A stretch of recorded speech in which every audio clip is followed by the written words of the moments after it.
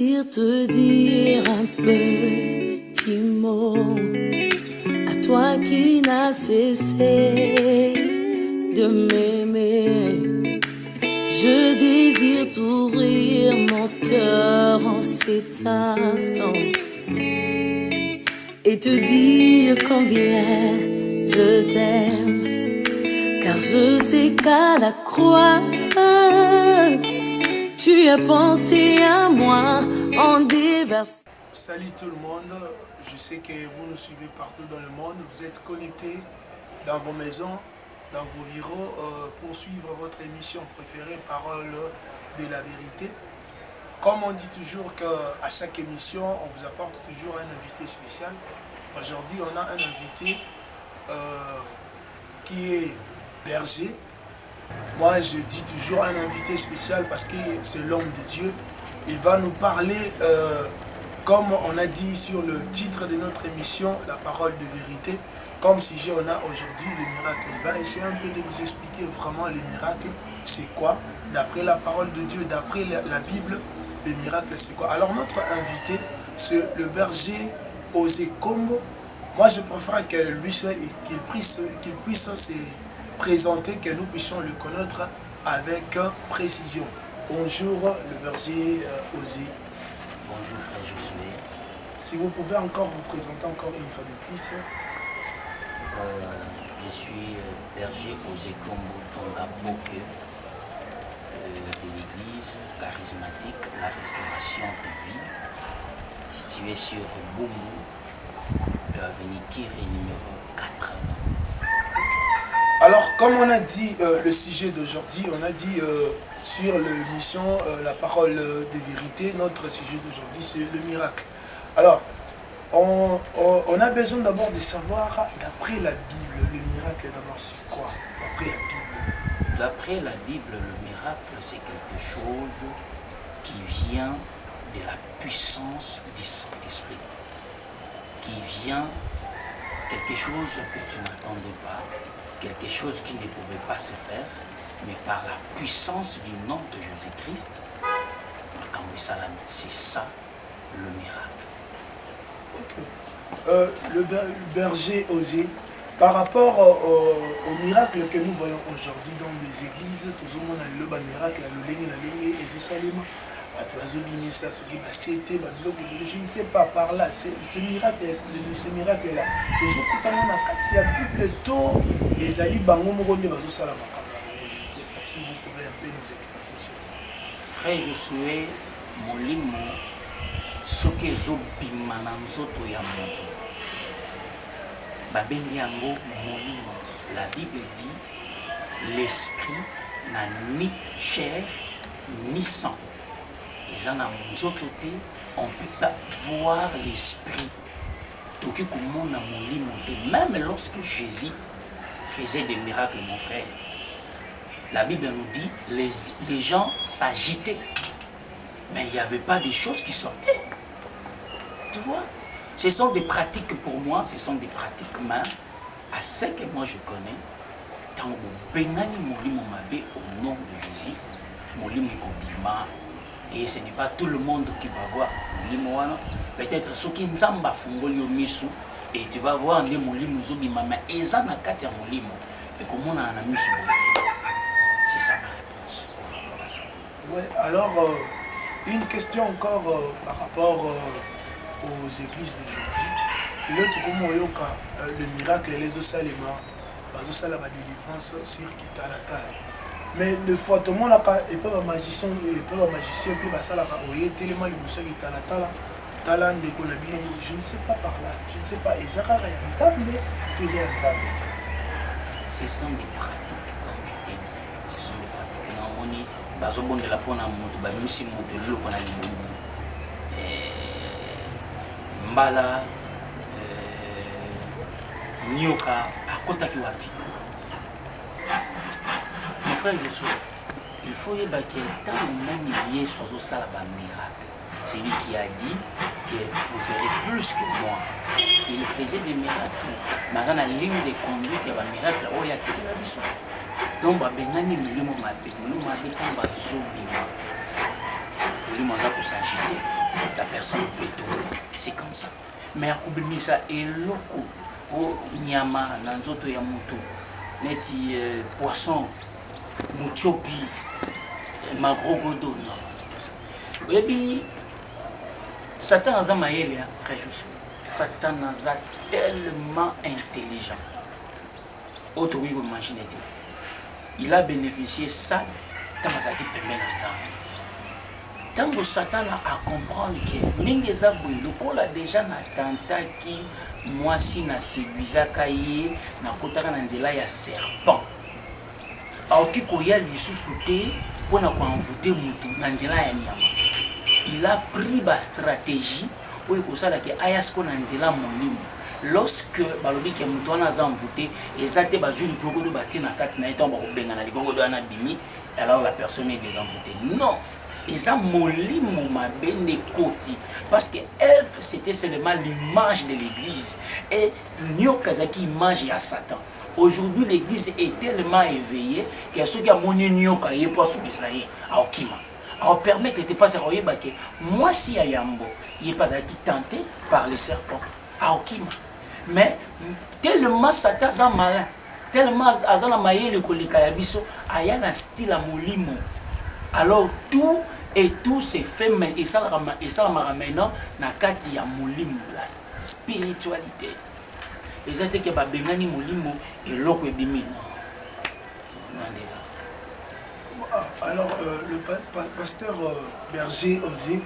Alors ce totali la Bible, ce totali na si je ne me trompe pas Marc chapitre 15 parce que Yesu avait dit ça va écoli, vous chasserez les démons et les esprits méchants en mon nom. Mais l'autre moment dans l'église, c'est comme si le pasteur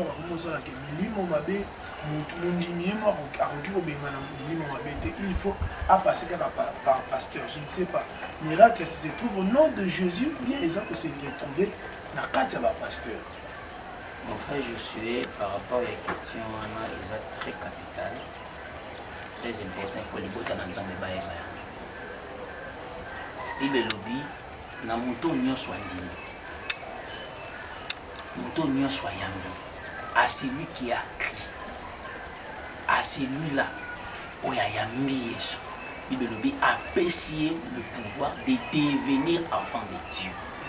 Alors dit, à mon nom, vous chasserez les démons. C'est lui qui croit seulement. Si seulement tu crois en Jésus, vous avez la capacité à router, mais après, au chasser des démons.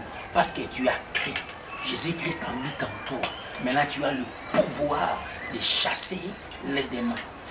Ce n'est pas mauvais que le Bakenza, mais il y a Berger Osé. Ce n'est pas mauvais. Mais le problème, ce qui est mauvais, c'est qu'on y est d'abord. Berger Osé, parce que Élisée, tant à côté de Bosso, il y a Maya journal. Qu'est-ce qu'Élisée avait fait? Élisée a eu le manteau. Il a crié, où est le Dieu de mon père Élie? Maïsenini et Kabouane. Le problème, c'est de savoir d'abord, papa ou Yozobela, Nzambe a papa Yozobela, Azan Nzambe ni. Est-ce que c'est le véritable Dieu? Tout Bazan Nzambe Basangisa. Maintenant, Yozobela, c'est que Sangisi Nzambe na à côté na domaine. Alors, Berger Osé, je me demandais encore ce qui totalement bien te l'a connu.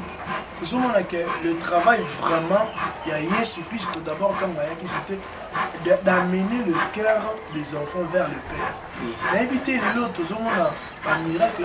Est-ce que les amis pour garantir biso pour qu'on ils ont garantir biso là c'est Bible sur le baquet rechercher premièrement le royaume de Dieu et tout sera donné par Dieu. Je ne sais pas, ils garantir pour qu'on ils ont garantir biso par-dessus au Bible.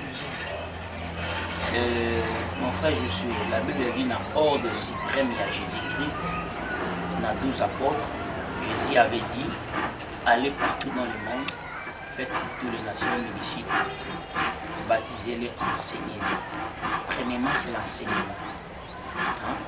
Et l'autre, c'est ça, la montre, animer Yesu, les enseignements.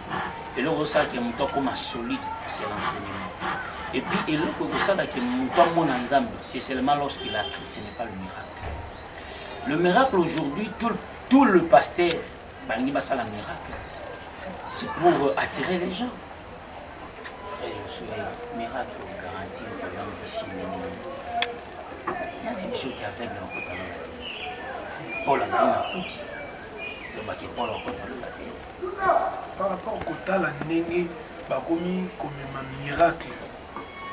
Tandis que la Bible nous dit à chercher premièrement le royaume des cieux et tout vous sera donné par-dessus. Mais tout le monde a par-dessus comme il soit. Dessus, il y a royaume dessus, tandis que royaume est comme il soit ici quand il y a par-dessus. Tout le serviteur de Dieu maintenant veulent seulement faire des miracles. Or, nous tous ne sommes pas appelés à faire des miracles. Peut-être qu'on a deux à connaissance, peut-être qu'on a deux à parole. Hein? Mais l'élo, et ça, l'élo, comment tu sais, Paul a dit, a dit, naote yabino Christ et Christ christifié. Donc, à part wana naote yesu lo msute. Yemoko siko Jésus a osala makambo na ye. Bible lobi na ordre suprême ya Jésus-Christ aller partout dans le monde, faites de toutes nations des disciples, baptisez-les et enseignez-les. C'est l'enseignement né ça là qui est préparé mon tout pour qu'il ne le miracle, on est ça par-dessus. Premièrement, l'église de Dieu aujourd'hui, il faut bailler d'abord côté à Jésus. Pas les Jésus, mais les Jésus qui étaient crucifiés sur la croix. Un point, un trait. Préparer les hommes de Dieu, les enfants de Dieu, pour un événement, il y a à venir des fils de l'homme. C'est ça. Mais miracle comme mamutunalo la té à langue ko ta mutu ciel té et le ko ta mutu ciel eza pont o eza principal to yebe ko ta mutu lo les aga Jésus Christ te ya mutu a bongola motema ayeba Yesu atosa ba principal nzambe, c'est tout. Et le ko ta par rapport à le nene to komi komona na mona celui to limite le de la spiritualité. Comment on a dirait nous avons perdre d'abord valeur à l'église. Tout le monde a par exemple milimo tokolo banini biloko comme comme kota na kati l'église to basine ba symbole mususu autre comme on a na kati l'église. Je ne sais pas tokolo par rapport à tokolo bani ba symbole wana eza ya nzambe te. Na invité place wana tokolo bani tango église ekomi ko yamba ba biloko. Moïse, quand il fallait qu'il a ça la tabernacle, Dieu a parlé à Moïse à l'obi, tu feras ça, ça, ça, ça. Selon quoi? Selon le modèle de Dieu. C'est fini. L'église doit être selon le modèle de Dieu. Quelle est la volonté de Dieu? Quelle est la volonté parfaite de Dieu? Et ça va dessiner Babiloko Likolo. Et ça va tirer Babiloko Moko Boye Lokolo va tirer Moto Simbi Likonga Liboso Église. Non! Église, il faut comprendre que le modèle ensemble mes animes. L'église ce n'est pas esthétique. Ils ont la propre, mais ce n'est pas esthétique. Hein? L'église, c'est là où tout le monde vient pour expérimenter, pour écouter la parole de Dieu. Et c'est tout. Et c'est tout. Oye baba église oyo. Les gens ont signe wana comment? Je vais donner quelques exemples. Mais l'église oyo ont un signe satanique. Oye baba mona bilembo. D'abord leur pasteur. Bazana ba signe o basalela. So hôtel pe na ba cher na bango. Ils ont bilembo o batia. Au moins ba dessiner loko. Bati loko moko wana oh les chérubins, oh les séraphins. Babiloko moko boye kaka pona baluka ndenge nini batie pyramide na kati église. Non, pyramide na kati église. Non. Bible lobi na biso tango Moïse aki pona koluka commandement. Pour atambusa bana Israël. Tango nzamba bengi Moïse na 40 jours et 40 nuits. Le peuple après Moïse basali non vaudor. C'est aujourd'hui. Jésus-Christ, c'est l'image de Moïse.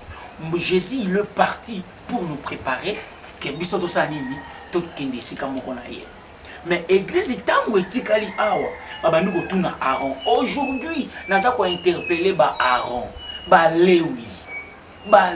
Pourquoi vous donnez cet accès bosala ba vodor, botiango pe na kati ya église. Bientôt là Moïse a ozongo. Bientôt là Jésus-Christ va revenir. Qu'est-ce qu'il fera de vous? Oyebi na retour ya Moïse, oyebi baka Moïse asala tanga kutaki vodor. Il y a eu bana Israël bakufaki. Il y aura des morts. Parce que vodor déjà dans la kati ya église, au saint temple de l'Éternel. Il y a les vodor sont déjà là. Moïse tamaye a bouki vodor. Et puis bateau ba mona ki babike ko ane belé bakufaki. To komona. Po balobi ba ko renverser ba hôtel na banka ande bazolo ba. Les hôtels sera renversés. Parce que ce que tu dois savoir mon frère Josué, derrière tout hôtel, il y a un esprit. Il y a aussi un sacrifice. Parce que na ba hôtel na ba sacrifice ni ça. Kiti pour nous mériter aussi makila. Parce que makila nini ou esale que mutu wana comme na niveau ça na moi. Ndenge bozo mona wana, ndenge bozo ka ba sangonezo mat. Kiti nini avandi makila nini za na celle de Jésus. Bango bazolo ba que non on fera plus que Jésus ndenge Jésus moko alobaki. Nde yango bazo mata. Paul a lobby hein. Personne vous trompe. Parce que le fondement que moi j'ai placé, il n'y a que ça. Nous sommes sur le pas de Jésus. Bah, miracle, Jésus a salaki. Sauf que nous avons tout ça la plus. Mais tout ça la montagne des noms. Nanzela, oh, yes, ça salaki. Miracle, c'est un mot qui va coûter pas. Miracle, édifiant. C'est pour l'édification. Il y a pas d'anzam. Mais oh, il y a ma barre au bouquet. Alors, vraiment, ça, c'est le berger osé. Comme je vous avais dit que c'est un invité spécial. C'est un homme de Dieu. Il sait parler, il sait défendre la cause du Christ. Alors, l'homme sous le sous la machine, tout la sous le berger osé. Le lot tout le monde a occultisme. Tandis que ce qui totalie bien, Bible Zoloba, il y aura ce qu'on appelle l'antichrist. Le long dans le monde, il y a occultisme, basali qu'on préparer l'antichrist. Alors nous, de notre part, Bisoba Nanzambi, invité, toujours préparé, toujours l'antichrist, le bien nous préparons aussi le pouce de Jésus-Christ, toujours pour se préparer pour la Koyambaye, surtout aux alina, non, la distraction, la soirée sur Frère Josué, église Zanzambe est un salon de beauté. Réponse n'a coupé sur la question. Église Zanzambe est un salon de beauté. Bazar n'a pas maquiller l'épouse du Seigneur. Parce que bientôt là, Azoya Kozwaye. C'est ça. Bientôt là, Azoya Kozwaye. Alors, tant total, le loyo, ce qui ou bien pourcentage de christianisme dans le monde, na rôle baké économique kita parce que misusu o bazala qui na ngambo ya Christ ba ko mokene na ngambo. Mais qu'est-ce qui se passe? C'est la prophétie. Tu n'as jamais lu ça? Peut-être attends sunga na tanga na monde. Bible dit ils séduiront même les élus, même les appelés. Mais ceux bah on la séduit. Ceux qui te talient bien, la Bible dit si possible. Mais je ne sais pas. Tant que si possible, ça, on a besoin Élie, comme Élie bien besoin Élie. Mais lorsque Élie a zoloba que natika linga moko musanya nzamba. Nzamba yabisi za bana ils mon côté. Il y a encore 400 prophètes. On va fléchir. Il y a encore mon cher. Ne t'en fais pas. Il y a encore, malgré moni pasteur rebelle, ma bolongo de G Boukani liboso ya ba science wana. Il y a encore. Ba onon ba buki ba bolongo te. Il y a. Alors nangaki lisusu na tuna berger aussi pour ce peuple de Dieu au bazar pour se retrouver dans kati. Il y a église ou ma commission ou le temple à Satan. Je ne sais pas pour ce peuple là Pour premièrement, ce sont des rétrogrades. Ce sont des rétrogrades. Je lance mon appel dans les rétrogrades nyonso. Au Bazolanda Biso partout dans le monde. Bozonga, ce n'est pas trop tard. Même si tu es serviteur, toi-même tu sais là où tu es. Place au Timakuna. Banda Iboïté. Les exemples, moi, on a pu s'arrêter à l'église. Moutazaki côté comme Masango, Azaki na fond il y a $150. Zamba dit Pambola comme na $1,200. Zamba Pambola comme qui n'est pas comme na $20,000. Zamba Pambola comme na $400,000.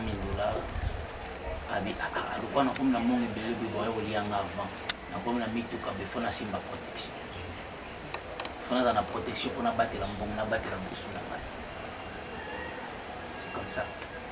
Mais or zo bosana ke on au mat escalier. Au fur et à mesure aux matos à souffler. Au fur et à mesure aux matos à souffler. Il y a bien ma protection. Nous toi pesa ki ombongo wana. Utiye mupandi pasteur. Obanda ki bien. Tu prêchais l'évangile, la sanctification. Yomoko via sainteté au wapi. Mais aujourd'hui, j'ai lancé cet appel à tout le monde. À tout le monde. Vraiment merci vraiment pour cet appel. Vraiment, Bandeko Oyo, peut-être vous allez vous se retrouver, peut-être vous vivre dans l'ignorance, le berger osé halluciner. Vraiment, Bozonga. Nakati Yanzela Yanzambi, vraiment, Malangolo Bakutu mieux pour se repentir. C'est pas trop tard. C'est pas trop tard, il est encore temps. Parce que ceux qui totalent même la Bible, tout le monde a Moïba Zalaki permet à Yesu. Le dernier souffle à se repentir et pas Jésus. Alors, dans le cas qu'il est sous berger aussi, message ni au ça, libota na nzambe nyonso que ce soit bazana au bazolanda biso libota na nzambe nyonso to message ni au ça bango na part na yo oyo peut-être to koloba ke oyo kozala euti pa na nzambe. Message ya liboso on a lancé par bandeko ndenge frère Joshua toloba histoire ya Moïbi à la fin. Vous savez Moïbi wana yende amarkaki Jésus koleka batu nyonso bazaki na mokili. Il y avait un moment Jésus s'est demandé aotuna bahekoli bazo benganga nani bahekoli bazo répondre Elia nini au prophète bamsu balobi o musakuli yakala azongi. Mais enfin atuni bongo pona bino naza nani alobi Pierre, inspiré par le Saint-Esprit, a dit que tu es le Messie. Jésus a été satisfait. Jésus a dit qu'on se plaindre. Donc, Jésus se plaindait. Il se plaidait que mais on a reconnaître que je suis Dieu. Même Philippe lui posa encore cette question. Montre-nous le Père. Ah! Jésus a dit, Bandakala Nazana yo, tu ne me connais pas. Même les apôtres ne connaissaient pas. Mais Jésus a dit qu'il n'y a pas d'inquiétude. Que nazo qui n'a pas kufa. Nazo qui n'a aussi sa mission. Mais mutazo il banon te que nazan nzambe nengeni. C'était Moïbi ndaye koreko. Alobi yo obanga nzambe te. On a gagné le moulinga na. Obanga nzambe te. Il y a beaucoup de gens aujourd'hui, c'est mon appel, le message nangai, on a lancé par la Bible. Nzambe ozilaka yo poisson. Mission ya Nzambe et ici là parce qu'il a dit je pars préparer bisika et pas ya tata ponazon. Tellement yo zano le moyibi. Nanu kakate au reconnaître. C'est pourquoi il est en train de tarder. Mukoloka yo ko reconnaître ozongi na makolo ya Yesu. Soko zaki païen, on nimeli Yesu. Soko zaki rétrograde, ozongi, oza pasteur, évangéliste, docteur, apôtre, archibishop, bishop, tout consort, ozongi pa ya Yesu. Et ça là que Yesu azongi. Mon appel c'est repentez-vous car le royaume des cieux est proche. Alors vraiment Merci beaucoup, berger Osé. Invité Tokumi Kokini Nasuka ya émission la biso. Alors, invité ceux qui ont répété encore adresse l'église pour Bandeko Oyo, Luka, la boîte de Banako rejoindre l'église pour Baroki, pour Banako adresse, ceux qui ont répété sur cette adresse l'église. Ah oui, notre église, dès la Soma, c'est l'église charismatique, la restauration des vies. Et puis, comme l'église, ils ont déjà pour expliquer pourquoi nous sommes ensemble dans cette église-là. Nous sommes là pour restaurer le vie. Il y a déjà basé par rétrograde. Premièrement, préparer le chemin du Christ. L'église n'a déjà arche de Noé et en Barabani Amagnos. Alors, l'église est en Avenikiri, les Ali Shaba, Gambela, Avenikiri, numéro 80. Sukoyo Kutabiso, tout ça mardi. Tout ça n'a quitté enseignement, vendredi, tout ça n'a quitté. Il y a prière, il y a délivrance, dimanche, tout ça n'a quitté. Il y a adoration. On est là, les places églises, sur le nord, rejoindre Bisso, tu viens. Alors, berger Osé, je ne sais pas si vous pouvez faire une petite prière pour la liberté dans Nzambe, il y a quand même bénédiction et pas dans Nzambe. Merci beaucoup. Nous allons prier. Seigneur, Topambolio, pour cette opportunité que tu nous as donnée. Tu nous as sélectionnés parmi les vivants et tu nous as réunis comme la poule réunit ses poussins.